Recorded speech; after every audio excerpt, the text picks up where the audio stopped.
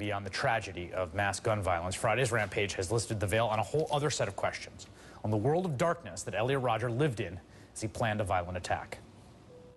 So who was Elliot Rodger and what led him to snap? Investigators didn't have to look far for a motive. The answer was a click away. The shooter in Isla Vista left behind several YouTube videos and a grisly 141-page manifesto explaining his motives. They reveal a deeply disturbed, hateful young man. He writes, quote, "I will punish all females for the crime of depriving me of sex. They have starved me of sex for my entire youth and gave that pleasure to other men. In doing so, they took many years of my life away. I cannot kill every single female on earth, but I can deliver a devastating blow that will shake all of them to the core of their wicked hearts." His misogynist rantings would be at home in the far-reaching internet subculture widely described as the men's rights movement, a toxic distillation of the worst aspects of American sexism.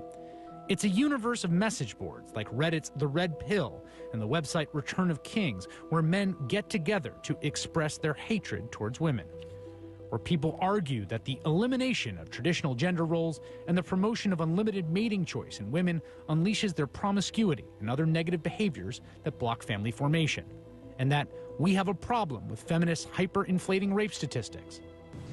Isla Vista shooter himself reportedly posted on a website where angry men vent about their rage at the so-called pickup artist community for its failure in helping them to successfully seduce women. But the broader men's rights movement does not stick to the confines of message boards and websites. People associated with the movement routinely harass, threaten, and stalk women. For many female writers and public figures, this day-to-day harassment is their life. Earlier this year, writer Amanda Hess detailed her experience. The threats were obviously distressing. It was an anonymous person on Twitter threatening to come to my house, to rape me, to cut off my head. And on the one hand, that's a completely ludicrous thing to say, and that's, probably not going to happen. But on the other hand, it's so confusing when you receive threats like that because people are telling you, don't worry about it, it's just the internet, it's not going to happen. In the wake of this weekend's shooting, lots of women have had enough. Thousands of women flooded onto social media to share their own stories of intimidation and harassment and violence with the hashtag #YesAllWomen, opening a tiny window into a set of experiences that have been kept silent for too long. Girls grow up knowing that it's safer to give a guy a fake phone number than to turn a guy down, tweeted one young woman. "Yes, all women, because I had to explain to my friend that what she endured was rape and not a drunken mistake," tweeted another. And to those who think that the misogyny and victim blaming in the shooter's mind is disconnected from the culture at large, the coverage of the story itself has replicated its worst features. Because for some, the woman is always to blame. Joining me now is Jessica Valenti, columnist for The Guardian US, founder of Feministing.com, and there's a lot I want to talk to you about, and I was reading your reaction to this over the weekend. First, I want to start with the New York Post headline, because we're going to get into the horrible morass of pathology that was apparently the shooter. But there's nothing exculpatory. This is the choice of Rupert Murdoch's publication on the day after this to put a picture of some random young woman who figured at some point in the deranged fantasies of this person with the idea that her turning him down was the precipitating incident for this violence. Right. Women are always responsible for males' violent behavior in this picture. And you can, I'm glad that you mentioned those websites in the beginning, because we're already seeing responses to this tragedy on those websites saying, well, if only women had slept with him, this whole tragedy could have been avoided. These websites, this world of the men's rights movement is something that I've been hearing about from you and other feminist writers that I'm friends with and follow for a long time. And at some level you think, well, the internet is full of crazies and weird subcultures. What's different about this? Like, how is this factored in your life?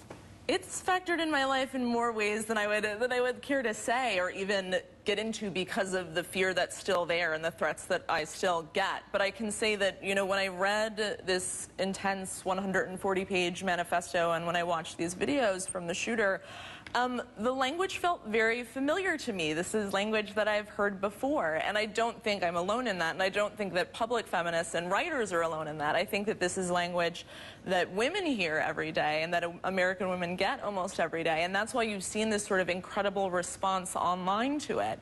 And that's what's really most disturbing to me about this language, is that it's not sort of crazy by American standards, the sexism. It's actually quite commonplace, what he's saying. What do you mean by that? I mean that what he's saying, that men are entitled to sex with women, that women are sluts and whores. This is stuff that we hear every day. It's stuff that we hear online. It's stuff that we hear in the streets. It's not unusual for young men to say these kinds of things, yet he's being painted as, you know, crazy for saying them. Yeah, and we should note here, I mean, I want to sort of cordon off what he did, and obviously the horror of that and the distinct psychological issues that he was dealing with. This is not to say that, you know, some website writer is responsible for this, just so that's clear. But yes, the articulation there, particularly this, and it manifests itself in this sort of violence, this very charged violence rhetoric, which I've seen when friends of mine have showed me their inboxes. I mean, they read like threats that people I know are getting day in, day out, every day. I mean, as the price of being a woman in public space, that is what people are getting, and I think the dam kind of burst a little bit this weekend. I think it did, and I hope that people are paying attention, and I hope that people understand how dangerous this language is. And like, yes, you can't directly say that anyone is responsible for something as horrible as this, but you know, even individual people, every time you call a woman a slut, every time you tell a rape joke, you're contributing to a culture that tells people like this shooter that what he thinks is okay and reasonable. I want to bring in Shannon Watts, founder of Moms Demand Action for Gun Sense in America. And Shannon, I want to talk to you because we've covered a bit on this show what you and other people in Moms Demand Action have been subjected to in response to your activism.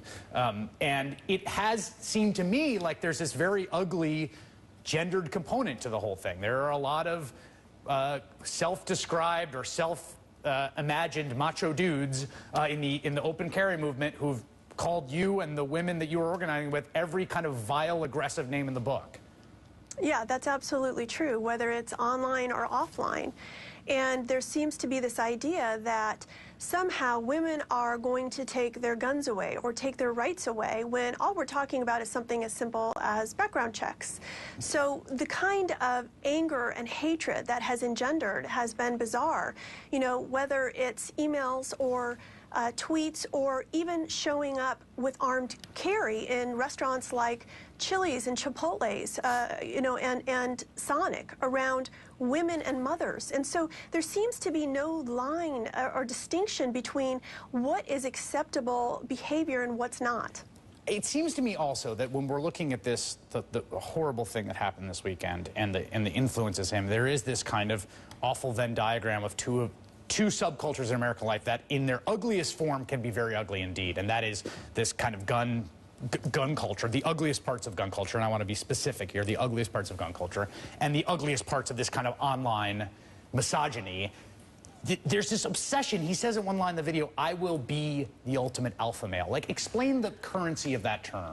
The alpha male is, as you said, he's the head macho guy, and everyone else is a beta male. The alpha male gets all the ladies, and he looks a certain way. I mean, they even have, you know, if your jaw is not a particular, you know, sharpness, then you're a beta male. It's very, very bizarre. Yeah, just so people are clear, there's a whole universe. Yeah. Like, if you, like, a universe with, like, language and abbreviations and acronyms where, like, people are trading back and forth how to get women and why women are terrible in the same sentence, and there's a whole, like, world. Right. And I should say, you know, this is really, it's a combination of mental health, gun culture, racism, misogyny, but also, I think most importantly, this toxic masculinity that says manhood is about aggression and violence, especially towards women. Shannon, do you think that's part of what the dynamic has been in the reaction to Moms Demand Action about guns and men and guns? I do. You know, women have not had a seat at the table to discuss this issue. We are 54% of the electorate, but we make up 19% of Congress. So the NRA has really run roughshod over our members of Congress, our state legislators, even American businesses. And women have not had a voice. And now we are speaking up after Sandy Hook, after 20 innocent first graders were gunned down in the sanctity of an elementary school classroom. And then we find out that 8 children are shot and killed in this country every day. Our voices can't be silenced anymore. Our votes won't be silenced anymore. We are going to speak out.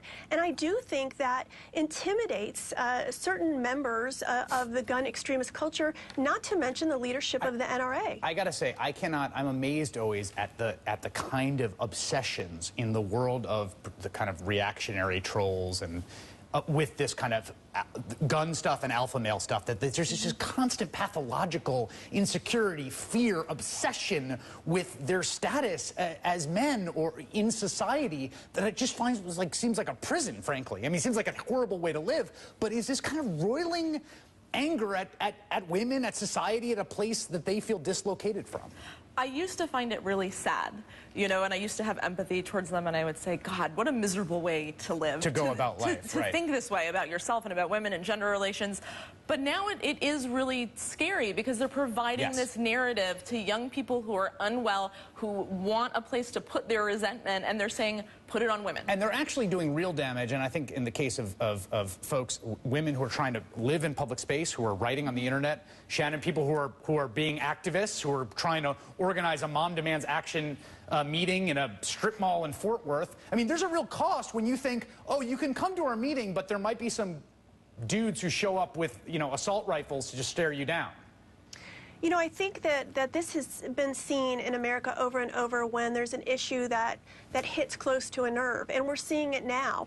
In my opinion, that means we're winning. We are going to win this war against gun extremists who have set the policies in this country.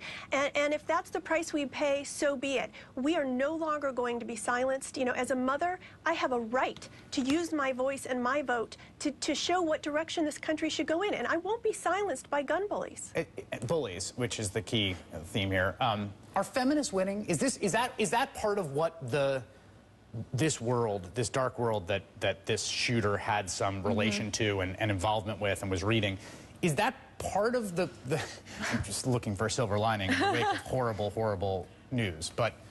I think, in a way, yes. I think feminists are winning sort of the national cultural conversation. The fact that these, you know, hashtags and Tumblrs take off like they do certainly shows that people are ready for feminists to win, right? But the backlash that's still happening, I mean, the fact that you could have this 140-page misogynist manifesto by a mass murderer and people still say, yeah, sexism didn't really have anything to do with that, I think goes to show how far we still have to go. Thought experiment. If that was an anti-Semitic manifesto, if it was a white supremacist manifesto, if it was a jihadi manifesto, everyone would view it in clear and stark ideological terms, unquestionably. Right. We don't see misogyny as an ideology. We see it as a given for young men. Jessica Valenti from The Guardian U.S., Shannon Watts from Mom Demand Action for Gun Sense America. Thank you both. Really appreciate it. Coming up, it's primary night in Texas, where dirty politics are nothing new, but we've got a story for you that is just beyond the beyond. That's next.